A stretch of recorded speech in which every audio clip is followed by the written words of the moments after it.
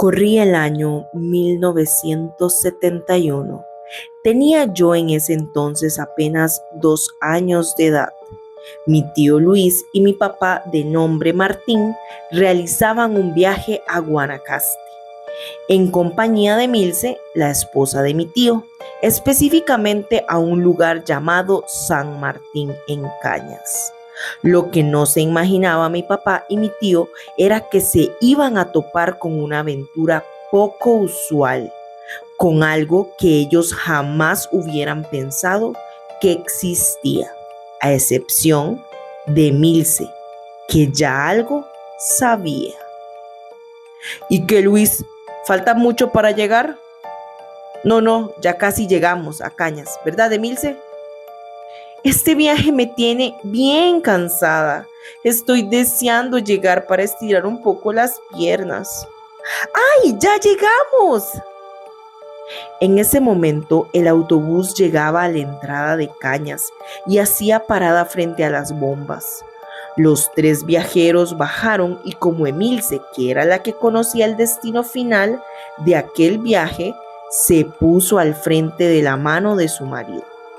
El viaje era exclusivamente para mirar unos lotes en los que mi papá estaba interesado, los cuales costaban nada más y nada menos que la friolera suma de 5,000 colones.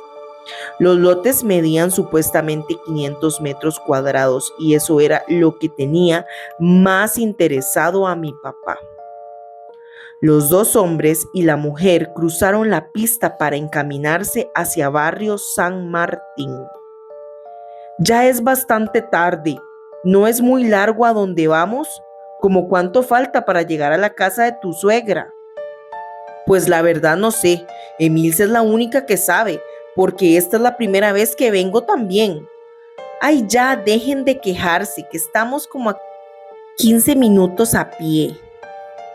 Durante el trayecto pasaron por los lugares en donde no habían casas, pero sí de muchos árboles, que para desgracia de los 3 viajeros eran de mango. Llevaban recorridos más o menos la mitad del camino, cuando empezó la lluvia de mangos. ¡De ay! ¿Pero qué es esta carajada?, decía Martín, mientras a duras penas se capeaba de los mangazos que les mandaban, sabía Dios de dónde. Emilce parecía un saco de gelatina, mientras Luis también se las agenciaba para quitarse el montón de mangos que les tiraban de los palos de esa fruta a todo lo largo del camino. Martín empezó a correr y Luis lo siguió, agarrándole la mano a su mujer, que se había quedado como una estatua de piedra. Pero corre, mujer, ¿no ves que la lluvia de mangos y piedras que nos están mandando? Al fin Emilce reaccionó y empezó a correr como alma que se llevaba el pisuicas. Mientras escapaban se oían como unos chillidos y se miraba una sombra que se movía muy rápidamente entre las ramas de los árboles. De pronto, como comenzó, todo acabó. Paró el escándalo del bicho entre los palos y la lanzadera de piedras y mangos. El trío disminuyó el paso y miraban en todas direcciones. ¿Pero qué fue toda esa carajada?, preguntó Martín. Emilce, tomando aliento, les dijo que seguro era la mona. ¡La mona!, exclamaron Luis y Martín al unísono.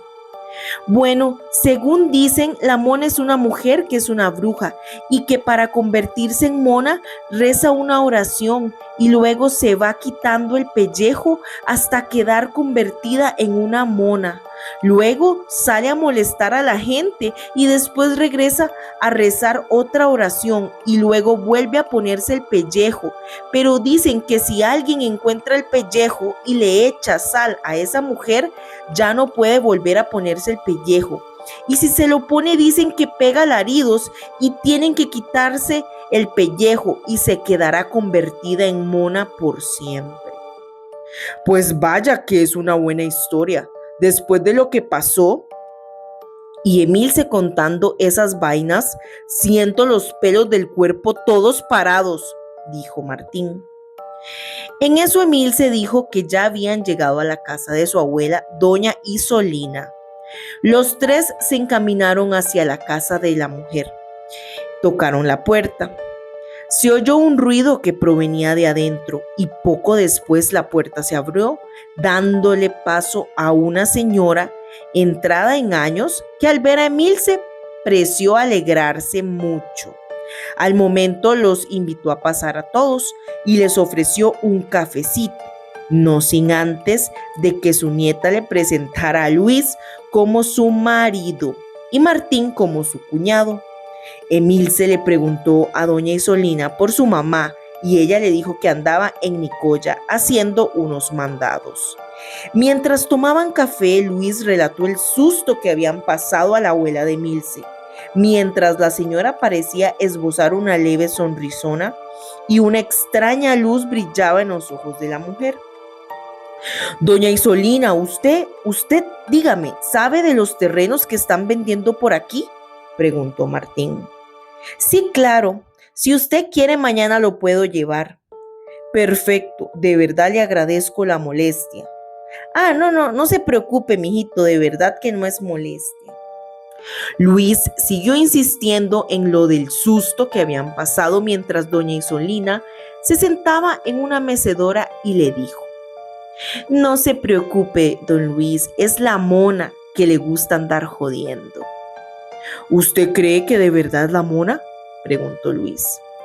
Pues claro que sí, por estos lados siempre sale y agarra pedradas a la gente y a las casas, o si no a puro mangazo. En estos lugares siempre pasan cosas raras, al menos aquí en esta casa siempre suceden cosas extrañas. Claro, no es con el ánimo de asustarlos, pero fíjense en el piso de aquel lado, vean cómo está de malo. Los tres miraron en la dirección que se les indicaba y había una parte del piso que era de madera y presentaba golpes de algo bastante pesado. Doña Isolina les dijo que aquella parte del piso estaba mala debido a que del techo se desprendían piedras vivas de río sin ninguna explicación y que en el patio tenían un montón de piedras que habían tenido que sacar. Lo más raro de toda aquella situación era que el techo nunca se había dañado. También les contó que en una ocasión un hermano de Emilce, o sea, un hijo suyo, en una ocasión había llamado a un sacerdote para que le echara la bendición a la casa.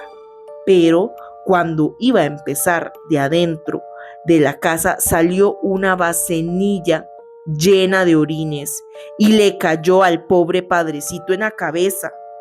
El pobre salió corriendo y nunca más se volvió a arrimar por aquí.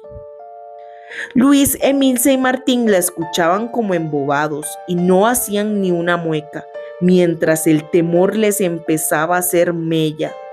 Pero la gota que derramó el vaso fue que cuando un guacal de jícaro que tenía como florero en una esquina de la sala salió disparado de a donde estaba ante la mirada atónita de los tres a la pared del otro lado de la sala, quebrándose en varios pedazos. Cuando miraron al lugar en donde había estado el florero, con más asombro aún vieron que el florero estaba intacto, en el mismo lugar que donde se había quebrado el guacal no había absolutamente nada, como si nunca se hubiera quebrado el florero. El mutismo era absoluto, hasta que pudieron reaccionar y salieron como alma que se llevaba el pisuicas y no pararon hasta llegar al centro de Cañas. Al llegar, empezaron a buscar un hotel en donde pudieran quedarse, hasta encontrar uno en el que pudieron quedarse.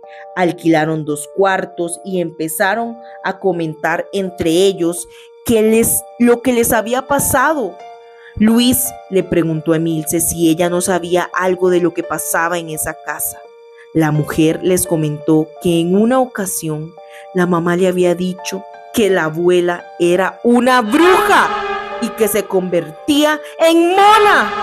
En ese entonces ella no le creía, pero después de lo que pasó, no le quedaba la menor duda de que su abuelita era la mona de Guanacaste.